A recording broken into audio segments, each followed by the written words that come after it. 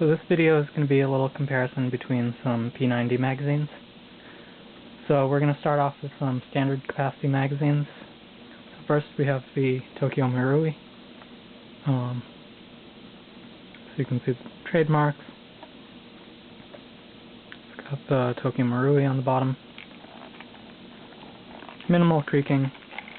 If you really force it, you can start hearing it, but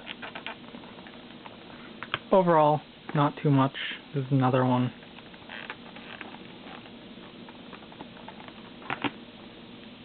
And another one. So, no rattling. Next up, we're going to have some Echo 1 P90 magazines. It's got the E90.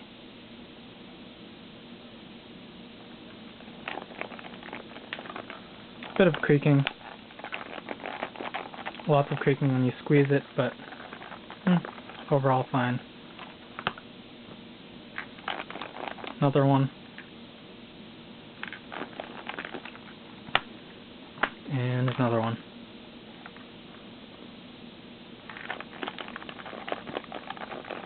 So directly comparing the Tokyo Marui, that one's a bit creakier than the other one. So this one, if you're squeezing on this part, doesn't make too much noise. Echo 1, ooh, shit.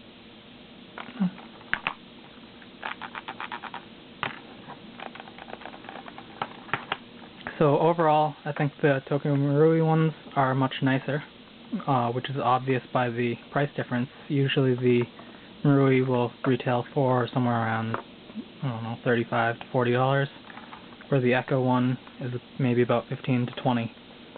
And the KS is probably going to be similar to the Echo 1 in quality. And one thing I'd like to note is the I guess the quality of the plastic of the external. So we have the Tokyo Marui and the Echo 1. And the quality of the plastic is not quite the same, but the problem is with the Echo 1, it seems like you do get these sort of lemons where it's not very transparent, it's kind of cloudy plastic, it's not even between these two Echo 1 magazines. You can see the difference. Oh, and I guess one other thing that I forgot to mention with the Echo 1, it rattles. That little fake round in there, not quite tight. Whereas in the Marui, I don't even know if it's just the follower that's making that sound, but the fake round is nice and securely in there. So, moving on to the high capacity magazines. First, we're going to start off with the Tokyo Marui again. So, basically, to my knowledge, it's the same casing as their standard magazine, just with the high capacity internals. It's pretty easy to take apart. Just slide this off. So presumably they just make slightly different internals. Next we have the Classic Army high cap. Similar plastic, I guess less glossy. I guess minimal creaking if you're forcing it. Squeezing different parts of the magazine. Not making much noise. Same goes with the Classic Army. The end cap is making a little noise, but if you're not holding it there, minimal creaking. Next up we have, I guess the ACM, just generic Chinese one. It's probably similar to the Echo 1 in quality, but you can notice it creaks a lot more. Just squeezing this. in comparison. nothing. And another generic one. Again, creaking.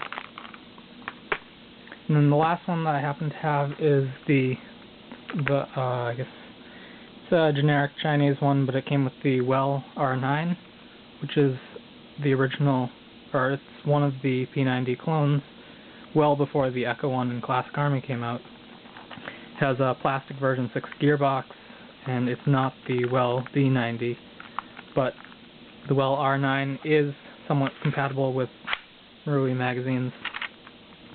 No trademarks, shiny plastic, but it does wind up, and you'll notice that it has the white winder as opposed to the black that all of the others have. Okay, so one thing with the R9 mag is that this follower spring is not very strong compared to even the Chinese or Marui. You can sort of see it if you are just pulling this follower. Oops. I was able to pull the follower back all the way without the magazine moving. Whereas with the other ones, the spring is going to get compressed, and it's not going to let you pull it that much more without the magazine getting pulled along.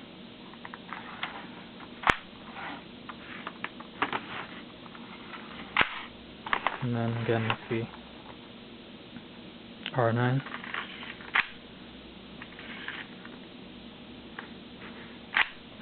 Basically it gets to the end.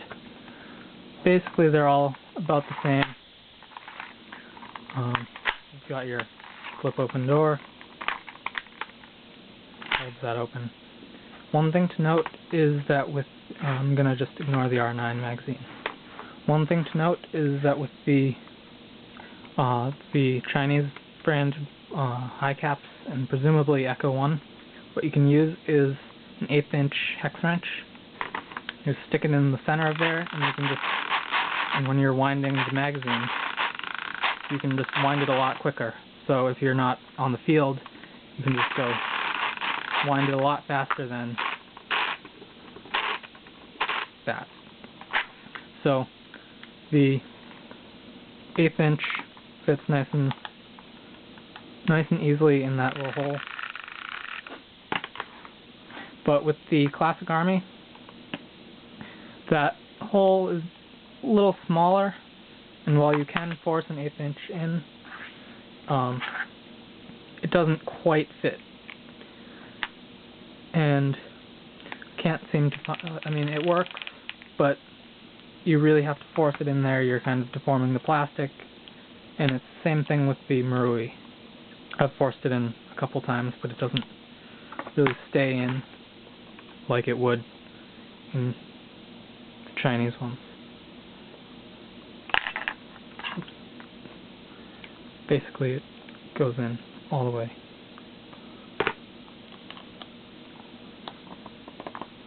But you can sort of force it in, it might slip out.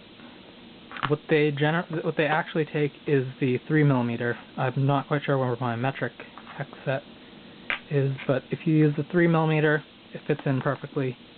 That slight, like quarter millimeter difference is what kind of prevents it from fitting in as nicely.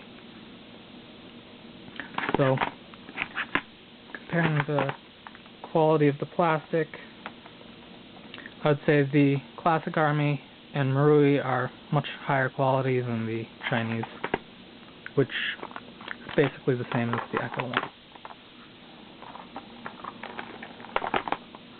It's hard to tell the actual slight differences in the plastic in video.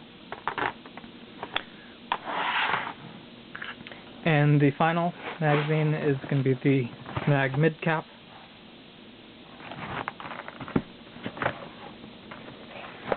Come in sets of 4.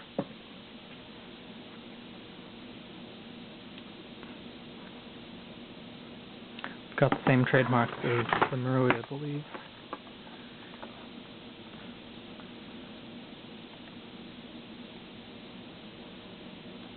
slightly smaller font, I think.